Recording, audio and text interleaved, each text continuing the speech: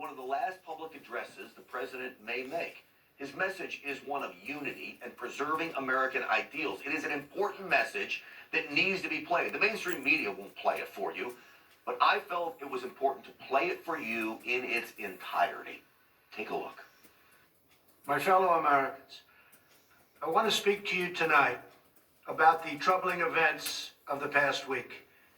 As I have said, the incursion of the U.S. Capitol struck at the very heart of our republic. It angered and appalled millions of Americans across the political spectrum. I want to be very clear. I unequivocally condemn the violence that we saw last week. Violence and vandalism have absolutely no place in our country and no place in our movement. Making America great again has always been about defending the rule of law, supporting the men and women of law enforcement, and upholding our nation's most sacred traditions and values. Mob violence goes against everything I believe in and everything our movement stands for. No true supporter of mine could ever endorse political violence. No true supporter of mine could ever disrespect law enforcement or our great American flag. No true supporter of mine could ever threaten or harass their fellow Americans. If you do any of these things, you are not supporting our movement, you are attacking it, and you are attacking our country. We cannot tolerate it. Tragically, over the course of the past year, made so difficult because of COVID-19, we have seen political violence spiral out of control. We have seen too many riots, too many mobs, too many acts of intimidation and destruction. It must stop. Whether you are on the right or on the left, a Democrat or a Republican, there is never a justification for violence. No excuses, no exceptions. America is a nation of laws. Those who engaged in the attacks last week will be brought to justice. Now I am asking everyone who has ever believed in our agenda to be thinking of ways to ease tensions, calm tempers, and help to promote peace in our country. There has been reporting that additional demonstrations are being planned in the coming days, both here in Washington and across the country. I have been briefed by the U.S.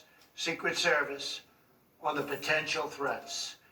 Every American deserves to have their voice heard in a respectful and peaceful way. That is your First Amendment right. But I cannot emphasize that there must be no violence, no law breaking, and no vandalism of any kind. Everyone must follow our laws and obey the instructions of law enforcement. I have directed federal agencies to use all necessary resources to maintain order. In Washington, D.C., we are bringing in thousands of National Guard members to secure the city and ensure that a transition can occur safely and without incident. Like all of you, I was shocked and deeply saddened by the calamity at the Capitol last week. I want to thank the hundreds of millions of incredible American citizens who have responded to this moment with calm, moderation, and grace. We will get through this challenge just like we always do. I also want to say a few words about the unprecedented assault on free speech we have seen in recent days.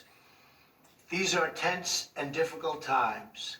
The efforts to censor, cancel, and blacklist our fellow citizens are wrong, and they are dangerous. What is needed now is for us to listen to one another, not to silence one another.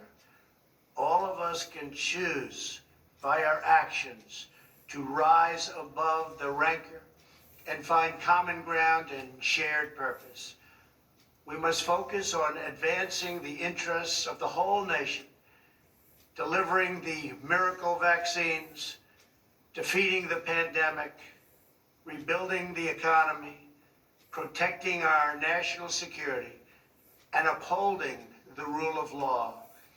Today I am calling on all Americans to overcome the passions of the moment and join together as one American people.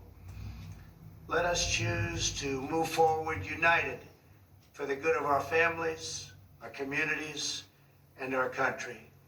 Thank you, God bless you, and God bless America.